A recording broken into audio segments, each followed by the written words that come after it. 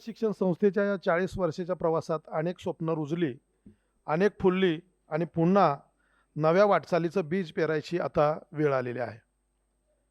त्या बीजाची पेरणी शब्दांच्या माध्यमातून होणार आहे. आपल्या प्रमुख पाहुण्यांच्या प्रेरक विचारांनी ते शिक्षण, तंत्रज्ञान आणि मूल्याधिष्ठित कार्याचा सुंदर संगम आपल्यासमोर मांडणार आहेत. खरं तर ज्यांच्या प्रयत्नामुळं म्हणजेच MKCLच्या माध्यमातून महाराष्ट्रातील अगदी दुर्गम भागात संगणक पोहोचवण्याचं काम, ज्यांच्या कल्पक दृष्टीनं दूरदृष्टीनं पोहोचवण्याचं काम त्यांनी केलं. अनेक अधिकारी, प्रशासकीय यंत्रणा यांच्यापर्यंत त्यांना टेक्नोसेवी बनवण्यामध्ये ज्यांचं मोलाचं योगदान राहिलं आहे, असे आपले आदरणीय श्री विवेक सावंत सर, संस्थापक, मानद संचालक व मुख्य मार्गदर्शक MKCL आणि प्रगत शिक्षण संस्थेचे चार्टर सदस्य, मी यांना विनंती करतो की त्यांनी या ठिकाणी आपलं बीज भाषण करण्यासाठी यायचे. आदरणीय विवेक सावंत सर. माननीय मॅक्सिम मावशी, मंजूताई, इथे उपस्थित असलेले संस्थेचे सर्व सदस्य, शिक्षक आणि मुख्य म्हणजे ही संस्था त्याच्या जडणघडणीमध्ये ज्यांनी ज्यांनी योगदान दिलं अशी बरीच महनीय व्यक्तिमत्व इथे बसलेली आहेत. वेळेच्या अभावी सगळ्यांची नावं घेता येणार नाहीत. बरेचसे मलाच स्वतःला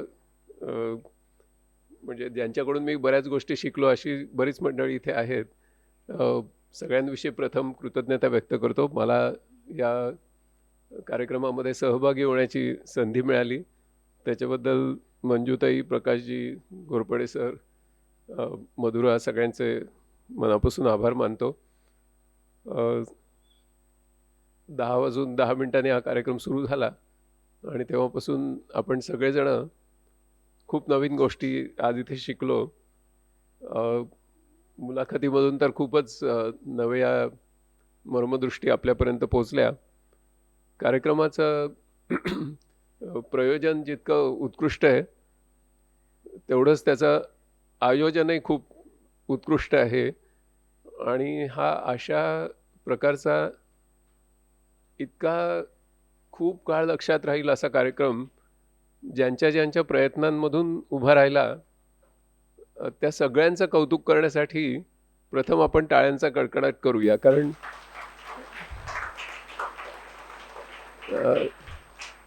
या कार्यक्रमातली प्रत्येक गोष्ट ही खूप विचारपूर्वक संस्थेच्या सर्व मूल्यांना त्यांच्याशी सुसंगत राहून घडवलेली आहे आणि ती क्षणोक्षणी मला त्याची प्रचिती येत होती. त्याच्यामुळे सर्व कार्यकर्त्यांविषयी जे कदाचित आज फलटणून घेते आलेही नसतील अशा सगळ्यांविषयी खूप कृतज्ञता मी व्यक्त करतो. किरणनी तर कमालच केलेली आहे. किरण, तुम्ही या संस्थेचा एक ठेवा सगळ्या जगासाठी आज तुम्ही निर्माण केलात. डॉक्टर शशिकांत अहंकारींच्यावर सुद्धा किरणनीच अप्रतिम हॅलो मेडिकल फाउंडेशनवर केलेली आहे आणि त्याच्या आधी thinkmaharashtra.comचं पण मूलभूत कार्य सगळं किरणच्याच सहयोगाने झालं. त्याच्यामुळे असा एक चांगला दिग्दर्शक आपल्याला याच्यासाठी लाभला, हे आपल्या संस्थेचं खूप भाग्य आहे. आणि त्याचबरोबर 40 वर्ष पूर्ण होण्याचा कार्यक्रम हा बायफसारख्या सभागृहामध्ये होतोय याचंही औचित्य आहे. आणि काकडे सर खूप कामात असतात. त्यांचं काम अख्ख्या देशभर आहे. जवळजवळ 80,000 खेड्यांमध्ये ही संस्था काम करते आणि तरीही ते वेळात वेळ काढून आज आपल्यामध्ये आहेत. याचं खरोखर कृतज्ञता व्यक्त करतो तुमच्याविषयी.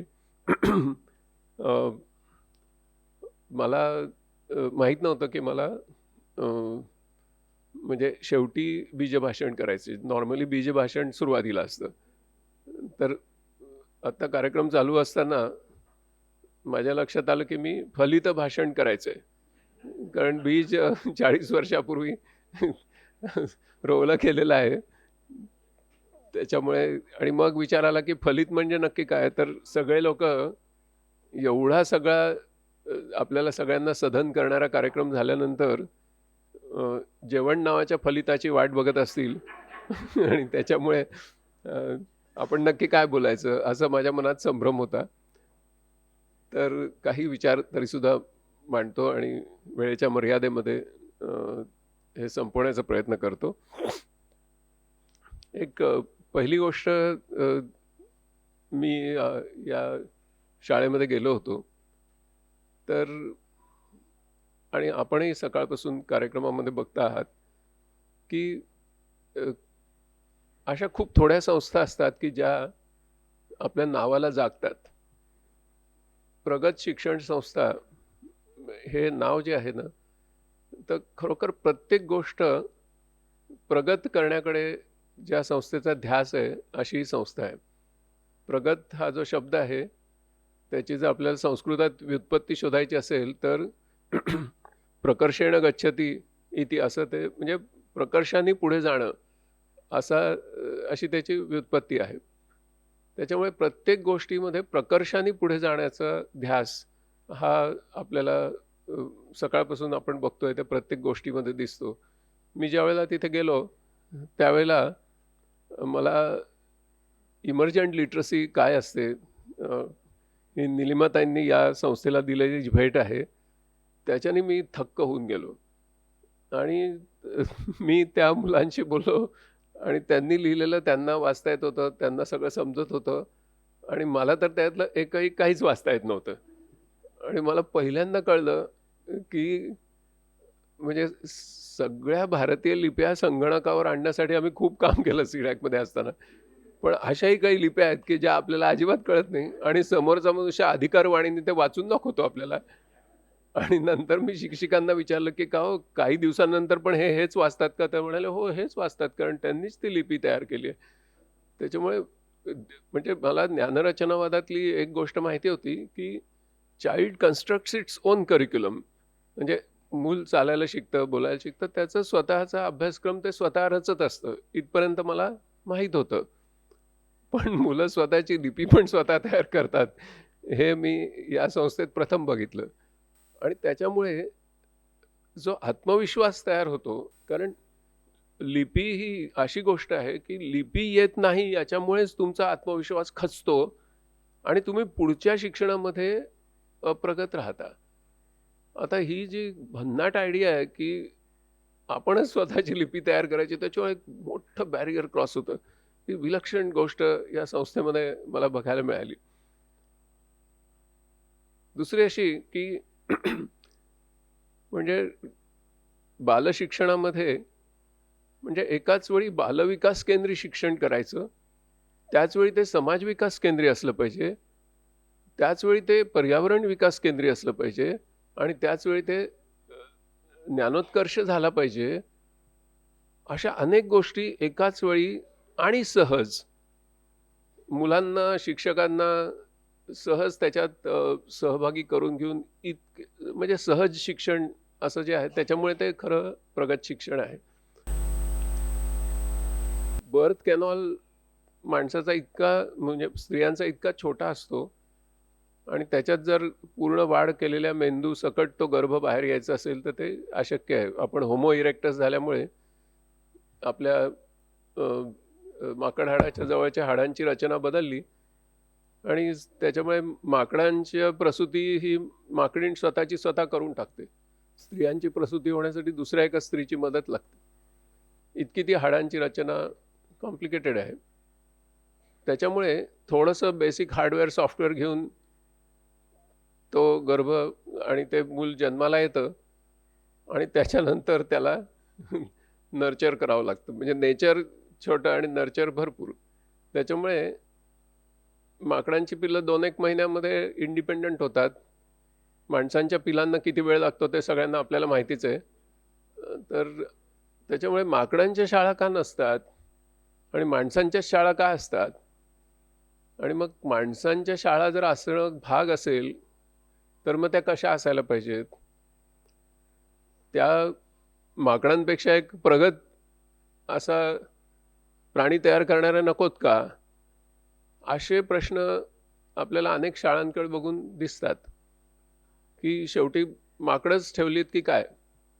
आणि त्यांना सर्कससारखं हे केलं जातं की काय?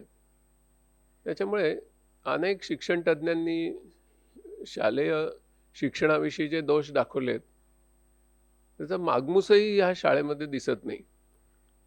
म्हणजे एक पहिला जो दोष शिक्षणामधला दाखवला जातो तो म्हणजे स्पर्धा, कॉम्पिटिशन.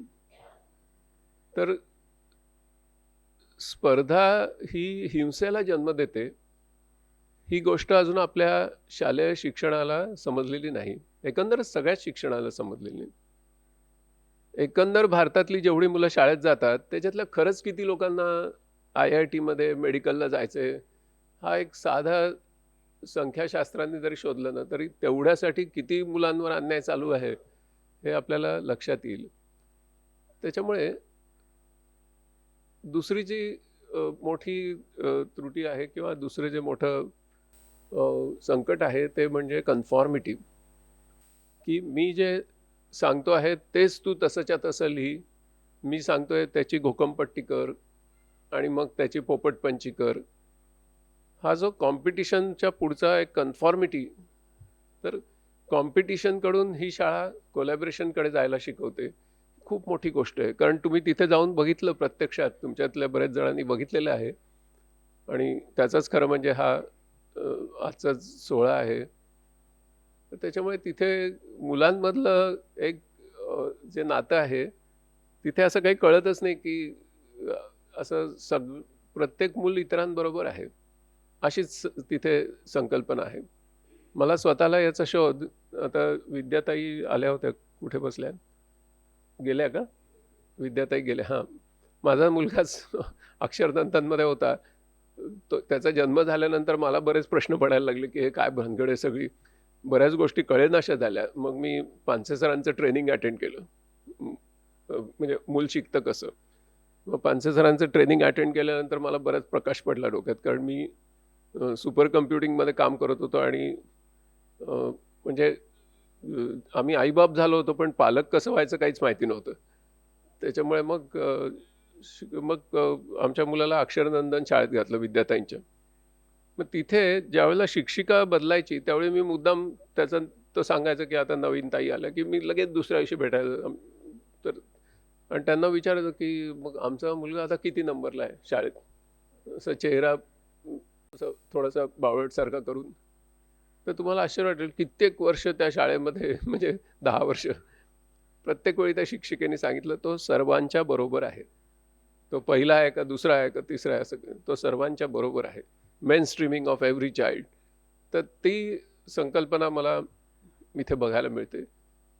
कन्फॉर्मिटीकडून ट्रान्सफॉर्मिटीकडे कसं जायचं, त्याचे इतके बारकावे ह्या शाळेने विकसित केले. खूप जणांचं योगदान आहे, पण मुख्य मॅक्सिम मावशींनी त्याच्या सुरुवात केली. आणि तिसरी जी गोष्ट आहे ती म्हणजे आपला दोष जो आहे मोठा, तो म्हणजे क्लास क्रिएशन. काही मुलं फर्स्ट क्लासमध्ये येतात, काही सेकंड क्लासमध्ये येतात, काही थर्ड क्लासमध्ये येतात. कारण कोणी हत्ती आहे का, कोणी ससा आहे का, कोणी पोपट आहे, असा विचार न करता सगळ्यांना एकच परीक्षा असते. त्याच्यामुळे अर्थातच क्लासिफिकेशन होतं आणि मग कोणी नापास होतात. आता क्लास ॲनिलेशनकडे कसं जायचं, हा आपल्या समोरचा खूप मोठा प्रश्न आहे. त्याच्यामुळे काही अशा शाळा ज्या आपल्याला दर्शवतात की हे शक्य आहे. एडिसन काही प्रत्येक घरामध्ये दिवा लावायला गेला नाही, पण ही शाळा जर अशा पद्धतीने किरणनी जसं आपल्यासमोर एक आणलं पिक्चर, तशी दिसत राहिली तरी खूप शिक्षकांना त्याच्यातून दिलासा मिळेल, की घंटा न वाजणारी शाळा असू शकते किंवा बाहेर आवाज न येणारी, शिक्षकांचा आवाज न येणारी शाळा असू शकते. ह्या गोष्टीच मुळी म्हणजे 40-40 वर्ष करून सुद्धा खूप शाळांमध्ये अजून माहीत नाही आहेत. आता जो महत्त्वाचा प्रश्न जो म्हणजे मॅक्सिम मावशींनी मांडला, की वंचितांची शाळा, वंचित मुलांच्या विकासासाठी शाळा. तर हा विचार कदाचित इथे बसलेला नाही, पण बाहेरच्या अनेक लोकांना कदाचित फक्त भावस्पर्शी विचार आहे, भावनेच्या उद्दीपनामधून निर्माण होतो, समाजाविषयी काहीतरी वाटतं, असं वाटण्याची शक्यता आहे. परंतु 2017 साली भारत सरकारनेच एक रिपोर्ट प्रकाशित केला.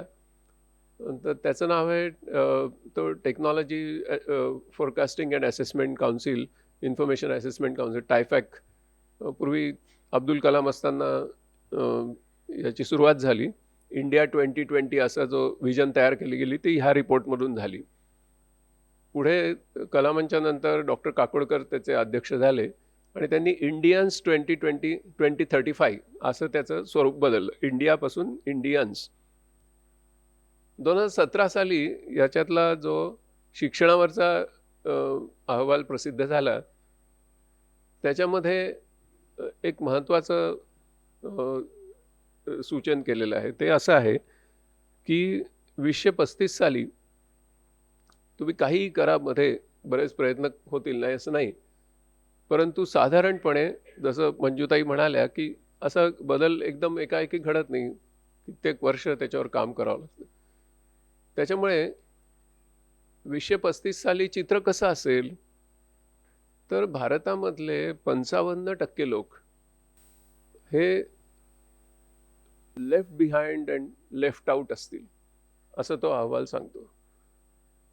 म्हणजे आपल्याकडे एकंदर पृथ्वीवरची 2% जमीन आहे, 4% पाणी आहे, पण 18% लोकसंख्या आहे. त्या 18%तले 55% लोक हे मावशी सांगतात त्याप्रमाणे वंचित असतील असं तो अहवाल दर्शवतो. आणि आपल्याला आजूबाजूला दिसतंच आहे ते. मी ज्या कार्यालयात बसतो त्याच्या 5 किलोमीटर रेडियसमध्ये 530 झोपडपट्ट्या आहेत. ते कुठून आलेत सगळे?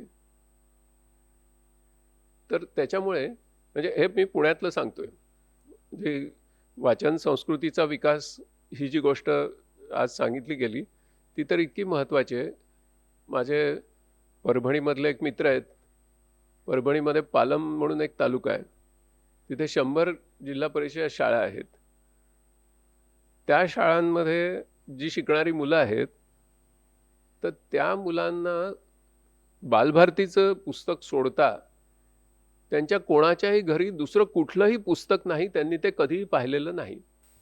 ही म्हणजे पुरोगामी महाराष्ट्रातली गोष्ट मी तुम्हाला सांगतोय. आणि त्याहीपेक्षा भयंकर म्हणजे अशा प्रकारचं वाचनाचं एक कल्चर नसल्यामुळे तिथे 42% मुलींची त्या तालुक्यामध्ये 12 वर्षाच्या आधी लग्न होतात. आणि आपण जर भारत सरकारचा क्लायमेट ॲक्शन प्लॅन बघितला तर त्याच्यामध्ये रिन्युएबल एनर्जीच्या पेक्षा जास्त महत्त्व हे 12 वर्षाखालील मुलींना वाचता आलं पाहिजे याला दिलेलं आहे. याचं कारण त्यांचं मग लवकर विवाह, मग प्रसूती वगैरे ह्या सगळ्या गोष्टींचा संबंध त्यांनी क्लायमेट ॲक्शनशी जोडलेला आहे. सांगायचा मुद्दा असा की वंचितांसाठी रचनावादी शाळा ही समाज विकास केंद्री शिक्षणाची खरी सुरुवात ह्या शाळेमध्ये झाली आणि त्याच्यावरून अनेकांना स्फूर्ती मिळाली, ते सुद्धा आपण बघतो आहे. औसा तालुक्यामध्ये जे काम झालं आहे ते दिशादर्शक असं काम आहे.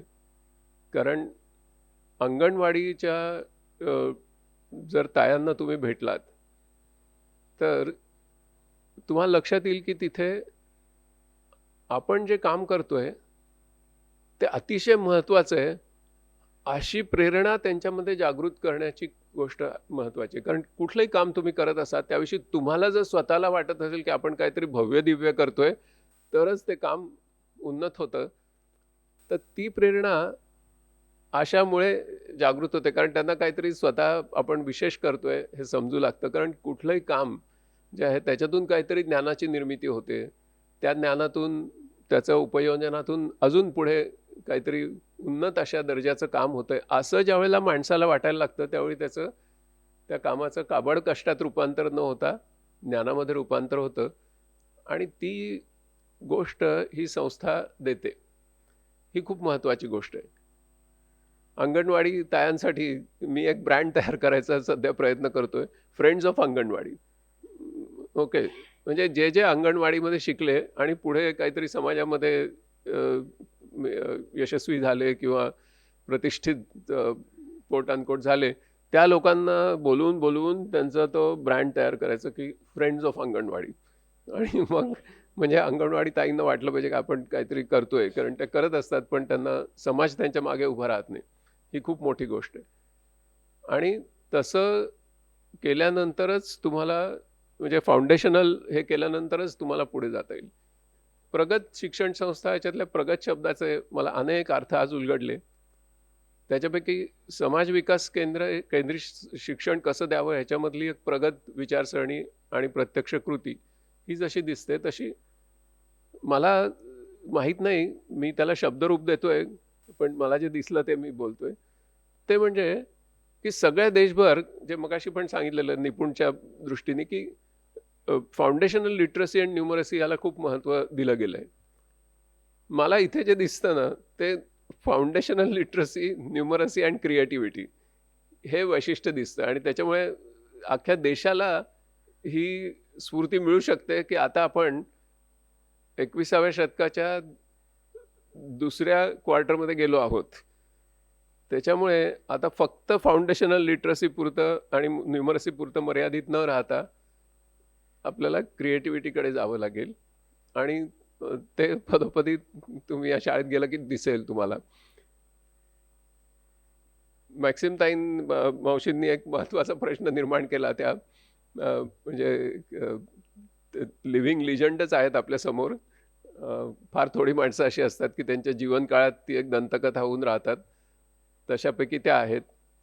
आणि त्यांचं 90 वर्ष नुकतंच पूर्ण झालं आहे. आणि तरी त्या म्हणजे एक चिरतरुण असल्यासारख्या आपल्याला समोर दिसत आहेत. त्या आर्टिफिशियल इंटेलिजन्सवर खूप मार्मिक असं भाष्य त्यांनी केलं. तर ते नक्की तरुण कोण आणि म्हातारा कोण असा जे व्याख्या करायचा प्रयत्न झाला तर ज्यांना 24 तास पुरत नाहीत ते तरुण आणि ज्यांना 24 तास खायला उठतात ते म्हातारे. तर त्याच्यामुळे त्या ChatGPT वगैरे वापरतायत आणि त्या म्हटलं ते तर वापरावं लागतं, उपयोगही होतो वगैरे असं त्या म्हणत होत्या. तर म्हणजे खूप असे सो कॉल्ड तरुण आहेत की ज्यांना अजून ते काही माहिती नाही आहे. पण त्या विषयाला थोडासा स्पर्श करणं आवश्यक आहे. आणि मजा अशी झाली की मला प्रकाशजींनी मंजूताईंनी तिकडे बोलवलं आणि म्हणाले शिक्षकांना AI शिकवा. तर म्हणून मी गेलो शिकवायला. आणि जी धमाल आली, 2-3 तास आम्ही खूपच मजा केली. म्हणजे मला खरं सांगू का, ह्या लोकांचं जे काम आहे ना त्याची खरी पावती कुठे दिसते सांगतो तुम्हाला. तुम्ही जर यांच्या शिक्षकांना भेटलात ना, त्यांच्या प्रत्येक शिक्षकाच्या डोळ्यामध्ये एवढं प्रचंड कुतूहल आहे ना, तो खरा आशेचा किरण आहे. मुलांच्या डोळ्यात कुतूहल असतं, त्याच्याबद्दल वादच नाही. म्हणजे स्वदेश पिक्चरमध्ये आम्ही सगळ्यांना घेऊन गेलो थिएटरमध्ये आमच्या सगळ्या सहकाऱ्यांना आणि दाखवला. आणि त्यावेळी आशुतोष गोवारीकर येणार होते, त्यांना जमलं नाही, मग तिथून फोनची व्यवस्था केली होती थिएटरमधून. तर त्यांना अनेकांनी प्रश्न विचारले. मी विचारलं की बा वो तारा हर तारा ते गाणं ज्यावेळी लागतं तर आकाशाविषयी मुलांचं, तर ते कॅमेरा मुलांवर पण आहे आणि शाहरुख खान म्हणतोय. ते म्हटलं मुलांच्या डोळ्यामधलं ते कुतूहल तुम्ही टिपलं कसं? त्याच्यावर ते असं म्हणाले की आत्ता तुम्ही सांगताय म्हणून मला लक्षात येतंय की मुलांच्या डोळ्यातलं कुतूहल त्या सिनेमामध्ये टिपलं गेलंय. तर म्हणजे ते इतकं नॅचरल आहे. पण शिक्षकांच्या डोळ्यात कुतूहल मला अनेक शाळांमध्ये दिसत नाही. तुम्हाला फ्रँकली सांगतो, मी खूप ठिकाणी फिरत असतो. मला ते इथे दिसलं आणि इतके प्रश्न, इतकी उत्तरं आणि सगळ्यांनी लगेच फोन काढून सुरुवात, म्हणजे तिथल्या तिथे सुरुवात झाली आमची. तर त्याच्यामुळे त्या प्रश्नाविषयी थोडंसं बोलून मग मी तुमची रजा घेईन. कारण मला आज तुम्हाला इथे सांगण्यासारखे विषय खूप आहेत, तुमच्याही मनात आहेत, परंतु तुम्ही खूप चिकाटीने माझं भाषण ऐकण्यासाठी बसला आहात. तर त्याची मला पूर्ण कल्पना आहे. तर आर्टिफिशियल इंटेलिजन्सचा जो विषय त्यांनी भविष्य काळाविषयी मांडला, तर भविष्य काळाविषयी 2-3 गोष्टी मला या संस्थेविषयी वाटतात. एक पहिली गोष्ट जी मला वाटते ना ती ही आहे की विनोबांनी लाओ त्सेवर एक सुंदर छोटीशी पुस्तिका लिहिली आहे. त्या पुस्तिकेमध्ये त्यांनी लाओ त्सेचं वर्णन करताना असं म्हटलेलं आहे की बऱ्याच व्यक्ती संस्था स्थापन करतात आणि त्यात कालांतराने स्वतःच मूर्तिरूप होऊन बसतात.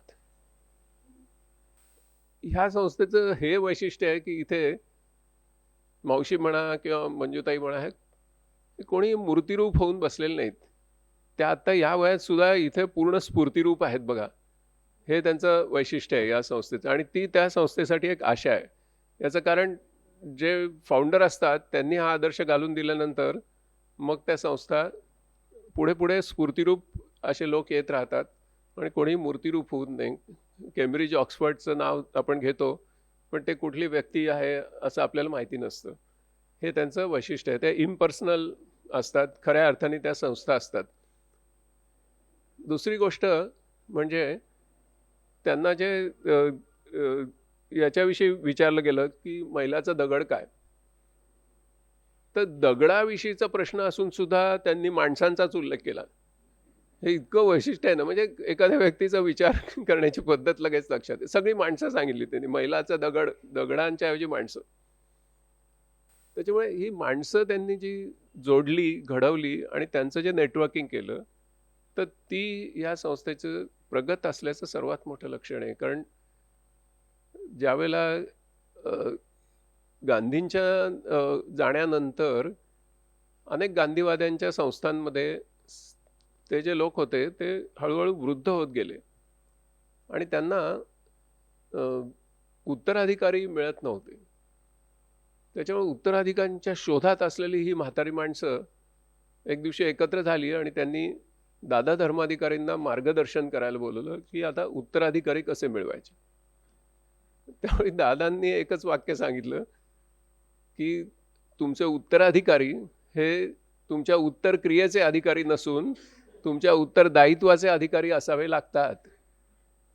आणि इथे तुम्ही आज बघितलं असेल, इतके उत्तरदायित्वाचे अधिकारी तयार करून ठेवलेत ना यांनी की अजून कित्येक दशक या संस्थेला मागे वळून पाहण्याची गरज नाही.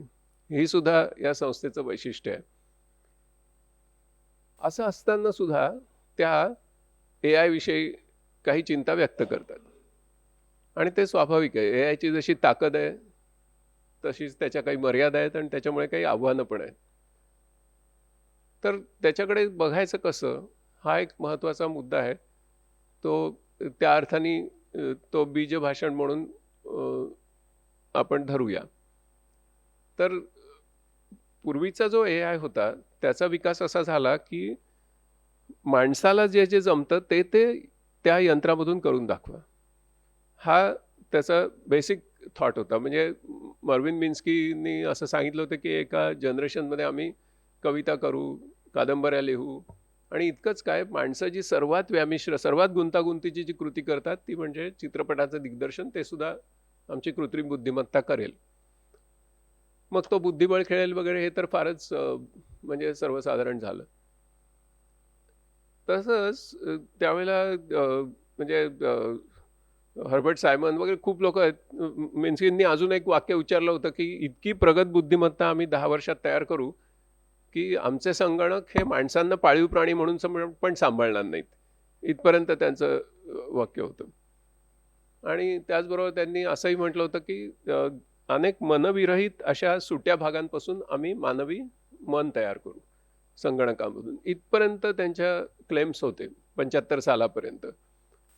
परंतु त्या संशोधनाला हळूहळू अपयश येत गेलं.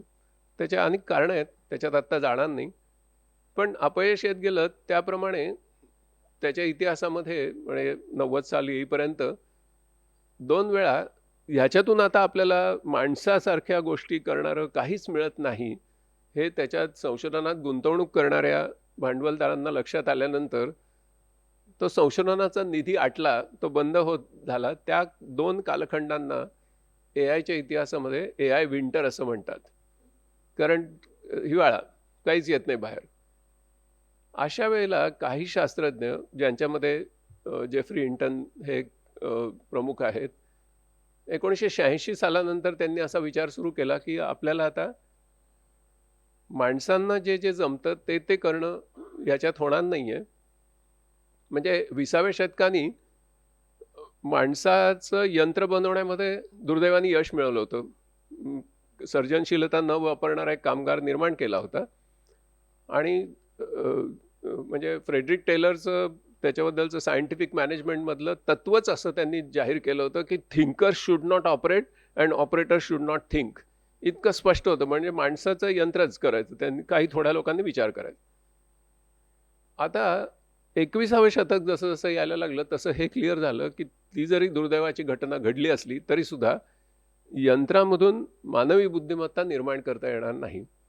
याचं स्पष्ट आकलन होत गेलं. आणि म्हणून मग आता AI कसा निर्माण करायचा, तर माणसांना जे जे जमत नाही ते ते करणारा असं तंत्रज्ञान विकसित करायचं, तंत्रविज्ञान.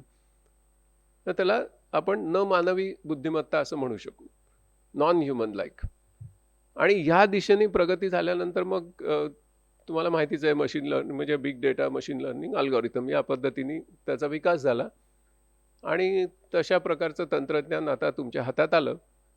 आणि मग ते सुद्धा कविता करतं, ते सुद्धा गाणी रचतं, ते सुद्धा म्युझिक देतं, ते सुद्धा कादंबऱ्या लिहितं, ते सुद्धा निबंध लिहितं, ईमेल तुमच्या रिफाईन करून देतं, वगैरे वगैरे. हे जे होतं ते नक्की काय आहे ह्याच्याकडे ज्यावेळी तुम्ही जाता आणि ज्यावेळी काही भावनांचा आविष्कार झाल्याचा भास तुम्हाला काही लेखनामध्ये होतो. हे कसं आहे तर ती ॲडव्हान्स सिम्युलेशन्स आहेत. But simulation is not duplication, simulation is not replication. प्रत्यक्ष आणि प्रारूप ह्या दोन भिन्न गोष्टी आहेत. फ्लाईट सिम्युलेटर आणि ॲक्च्युअल एअरक्राफ्ट या दोन भिन्न गोष्टी आहेत. तोच प्रकार आपल्या जीवनात सध्या घडतो आहे, परंतु आपल्याला असं वाटतं की तेच आहे.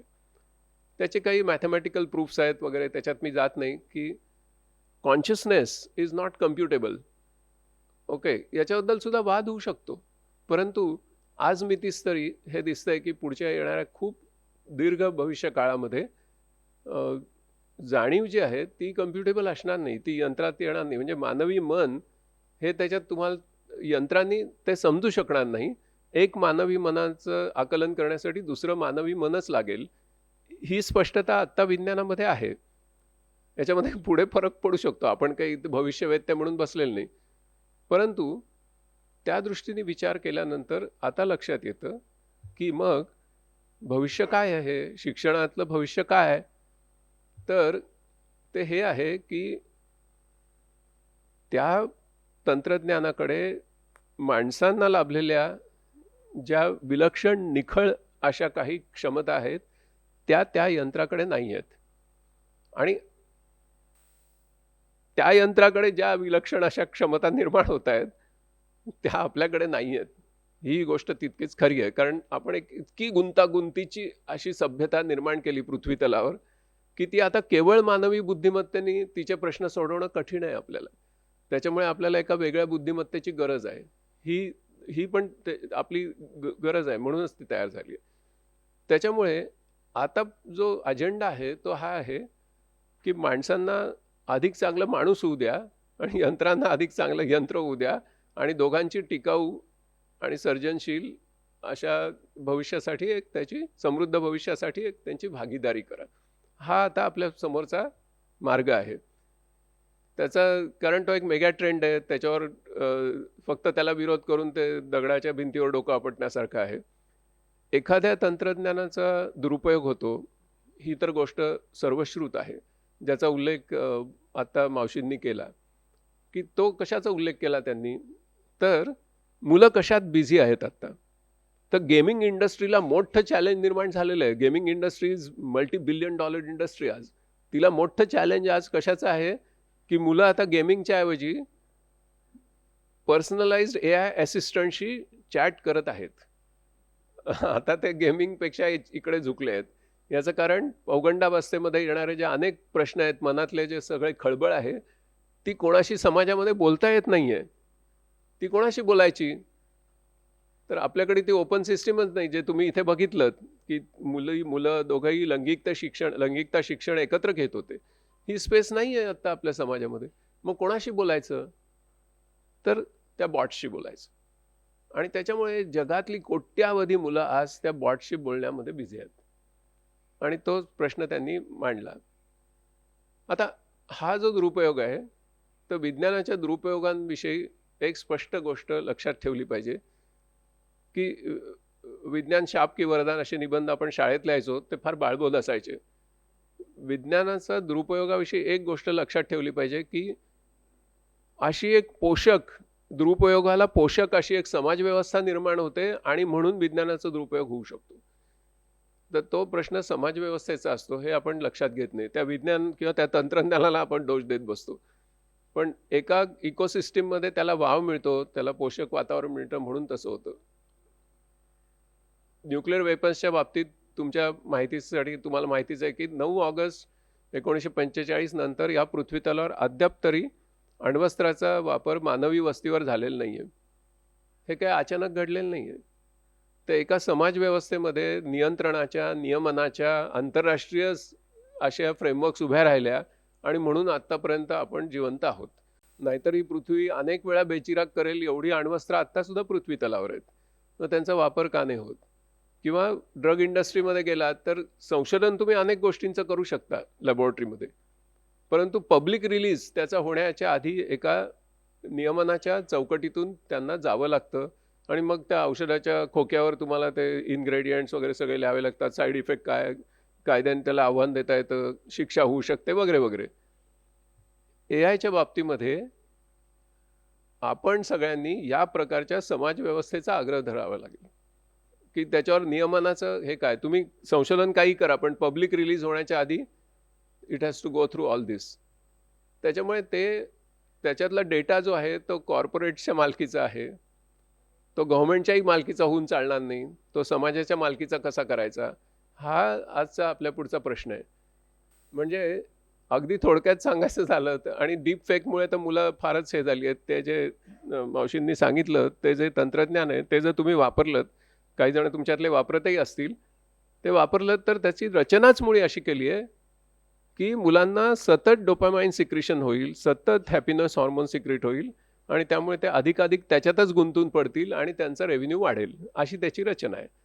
तर त्याच्यामुळे आपल्याला त्याच्या विरुद्ध जर उभं राहायचं असेल तर त्याच्यात लोकशिक्षण आहे, प्रबोधन आहे आणि शेवटी संघर्षसुद्धा अटळ आहे. त्याच्याशिवाय याच्यातून मार्ग नाही. तर हा म्हणजे त्याच्यात शॉर्टकट नाही आहे काही, तिथे आपल्याला पोचावं लागेल. आणि त्याच्यामुळे आपण कसं संघटित होतो, लोक कसे संघटित होतात, ह्याच्यावर ह्या गोष्टी अवलंबून आहेत. आणि त्याच्यामुळे तो जसा प्रगत शिक्षण संस्थेसमोरचा प्रश्न आहे तसा आपल्या सगळ्यांच्याच समोरचा प्रश्न आहे. अगदी सूत्ररूपाने सांगायचं तर डीप फेक जे आहे, ज्यामुळे फक्त तुमचं स्मार्टफोन किंवा तुमचा लॅपटॉप किंवा तुमचं ईमेल अकाउंट किंवा बँक अकाउंट हेच काही हॅक होणार नाही आहे, तर यू विल बी हॅक्ड आणि यू आर बीइंग हॅक्ड. आत्ता तुमचे अनेक निर्णय हे तुम्ही तुमच्या फ्री विलने घेताय असं तुम्हाला वाटतंय, पण your free will has been hacked. Okay, त्याच्यामुळे मग मी वस्तू विकत काय घ्यायची आणि कोणाशी लग्न करायचं आणि कोणाला मत द्यायचं हे कोणीतरी भलतंच ठरवतंय. त्याच्यामुळे शाळेमधून आता शिक्षणाची गरज काय आहे, तर सत्यगामी एआय, सत्याकडे जाणारा एआय, सत्यग्राही एआय हा विनोबांचा शब्द आहे. सत्यग्राही एआय, सत्यच ग्रहण करेल असा एआय कसा निर्माण करेल, कठीण आहे, सिव्हिलायझेशनल प्रॉब्लेम आहे. आणि मग गांधींचा सत्याग्रही एआय. ओके, हे तिन्ही आपल्याला आता उभे करावे लागतील. 45 सालानंतर गांधींचे विज्ञानाकडे बघण्याचे दृष्टिकोन बदलले आणि त्यावेळी त्यांनी ही संज्ञा वापरली होती की आता जगाला सत्याग्रही सायंटिस्टची गरज आहे, असं ते म्हटले होते. तशी आता जगाला सत्याग्रही एआयची गरज आहे. आणि सत्याग्रही एआय का हा टेक्नॉलॉजीतून निर्माण होणार नाही, हा वापरकर्त्यांना दबाव आणूनच करण्याची गोष्ट आहे, तर तो प्रत्यक्षात येईल. त्या दृष्टीने प्रयत्न करणं हे आता आपल्या सगळ्यांसाठी अतिशय आवश्यक आहे. अखेर शेवटी प्रगत शिक्षण संस्थेला भविष्यातल्या वाटचालीसाठी खूप मनापासून मी शुभेच्छा देतो. त्यांच्या कार्याच्या विस्तारामध्ये माझी जेवढी मदत होईल तेवढी मी निश्चित करण्याचा प्रयत्न करीन, कारण ते अतिशय स्फूर्तिदायक कार्य आहे. आणि अ, ज्यावेळेला संस्थेचा रौप्य महोत्सव होईल त्यावेळेला मॅक्सिम मावशींची अधिक प्रदीर्घ मुलाखत आपल्याला ऐकायला मिळेल आणि त्या समारंभात मलाही सहभागी होण्याची संधी मिळेल अशी आशा करतो आणि तुमची रजा घेतो. धन्यवाद. धन्यवाद सर. अतिशय थोड्या वेळामध्ये एक चांगलं आपल्यासमोर त्यांनी मांडलं. म्हणजे जसं की त्यांनी म्हटलं की यंत्रामधून मानवी बुद्धिमत्ता तयार होणार नाही, हे आता सिद्ध झालेलं आहे. आणि माणसाला अधिक चांगलं माणूस आणि यंत्राला अधिक चांगलं यंत्र करण्याच्या दृष्टीनं आपल्याला इथून पुढे जावं लागेल. तंत्रज्ञानाचा दुरुपयोग हा होणारच आहे, पण त्याच्यामध्ये लोकशिक्षण, प्रबोधन आणि संघर्ष ही आपल्याला 3 सूत्र त्यांनी आता त्यांच्या मांडणीतून दिली. कार्यक्रमाच्या शेवटाकडे मला माहिती आहे सगळ्यांना भूक लागलेली आहे, परंतु तरीही अतिशय शांतपणे प्रत्येक गोष्ट ऐकून आपण घेत आहात. शेवटी आभार प्रदर्शन म्हणजे कृतज्ञता म्हणजे मनाची नम्रता. या कार्यक्रमाच्या यशात ज्यांनी थेट आणि अप्रत्यक्षपणे सहभाग घेतला, आता आपण इथं सगळे आहोत, पण आणखी काही लोक असे आहेत जे आमच्या फलटणमध्ये आहेत, आणखी काही येऊ शकलेले नाहीत. यांचंसुद्धा या सगळ्या कार्यक्रमाच्या यशस्वीतेमध्ये त्यांचंसुद्धा योगदान आहे, त्यांची आठवण. त्यांच्याप्रती आपली मनपूर्वक कृतज्ञता व्यक्त करण्याची मी विनंती करतो. श्रीमती मधुरा राजवंशी त्यांनी या ठिकाणी आभार प्रदर्शन करावं. धन्यवाद घोरपडे सर. कार्यक्रमाला उपस्थित आपण सारे स्नेहीजन जे कामाच्या दिवशीसुद्धा वेळ काढून काही तर दूरहून प्रवास करून इथे संस्थेच्या आमच्या सगळ्यांच्या प्रेमापोटी आपण उपस्थित राहिलात. श्री विवेक सावंत सर, आपण आमच्या विनंतीला मान देऊन प्रमुख पाहुणे म्हणून यायचं मान्य केलं. SCRTच्या सहसंचालक श्रीमती कमलादेवी आवटे या अतिशय व्यस्त कार्यक्रमातून वेळ काढून कार्यक्रमासाठी आपल्या येऊन गेल्या. श्री गजानन गणबावले सर, माजी शिक्षणाधिकारी आणि गटशिक्षणाधिकारी इथे उपस्थित राहिले, त्याबद्दल त्यांचे आभार. डॉक्टर भरत काकडे, ज्यांनी अतिशय माफक दरात कार्यक्रमासाठी जागा उपलब्ध करून दिली आणि संस्थेच्या अनेक प्रशिक्षणांसाठी आणि परिषदांसाठी त्यांनी नेहमीच मदत केली आहे. संस्थेच्या 40 वर्ष पूर्तीच्या निमित्ताने मार्चपासून ऑक्टोबरपर्यंत आपण प्रगत शिक्षण संवाद आपल्या मुलांसाठी ही ऑनलाईन संवाद शृंखला ठेवली होती. त्यातले सगळे वक्ते डॉक्टर शिरीषा साठे, डॉक्टर निलिमा गोखले, डॉक्टर मंजिरी निमकर, श्रीमती मुक्ता चैतन्य, श्री आनंद चाबुकस्वार, डॉक्टर शिरीष दरक, श्री अतुल देऊळगावकर आणि श्री रणजित कोकाटे या सगळ्यांचे आम्ही अत्यंत कृतज्ञ आहोत. मॅजिक फ्रेम प्रोडक्शनचे श्री किरण क्षीरसागर आणि त्यांची टीम, ज्यांनी अगणित विघ्नातून वाट काढत अतिशय सुंदर माहितीपट वेळेवर आपल्याला पूर्ण करून दिला. आणि डॉक्टर नंदिनी निमकर, ज्यांच्या आर्थिक पाठबळाशिवाय हे शक्य नव्हतं, त्यांचे मनपूर्वक आभार. मातीत रुजलेला आभाळ, गोष्ट प्रगत शिक्षण संस्थेची या पुस्तकाची सगळी लेखक, अनुवादक, संपादक मंडळी, विशेषतः मॅक्सिनाजी आणि मंजुताई, संजीवनीताई, निलिमाताई सहस्त्रबुद्धे, पुस्तकाच्या लेआउटचं काम अफाट सर्जनशीलतेने आणि अतिशय प्रेमाने करणारे ग्रीन ग्राफिक्सचे श्री रमाकांत धनोकर, या सगळ्यांचे मी आभार मानते. कमला निमकर बालभवनचा गायनवादन चमू, जो नेहमीप्रमाणे उत्साहाने उड्या मारत तयार झाला कार्यक्रमात गाणं म्हणायला. थँक्यू तुम्हाला सगळ्यांना. कोणत्याही कार्यक्रमासाठी अनेकांचे हात लागलेले असतात सर, जसे म्हणले आत्ता, पण मला विशेष उल्लेख करायचा आहे ते गेले वर्षभर कार्यक्रमासाठी जे तयारी करतात ते माझे सहकारी प्रकाश अनभुले, सोमीनाथ घोरपडे, विश्वास जगदाळे आणि कल्पिता दंडवते यांचे. आणि सगळ्यात शेवटी आपलेच सगळे लोक, प्रगत शिक्षण संस्थेचे सगळे विद्यार्थी, शिक्षक, पालक, व्यवस्थापकीय टीम, सगळे पदाधिकारी, सदस्य, हा संपूर्ण परिवार आणि ज्यांच्या पाठिंब्याने हा सगळा पसारा आज उभा आहे ते देणगीदार आणि हितचिंतक, या सगळ्यांचे आभार मानून मी थांबते. थँक्यू. सगळ्यात महत्त्वाचं जे आमचं कामाचं म्हणजे भरपूर काम आहे, लावायला आम्हाला जागा पुरणार नाही, पण आम्ही काही लावण्याचा प्रयत्न इथं केलेला आहे.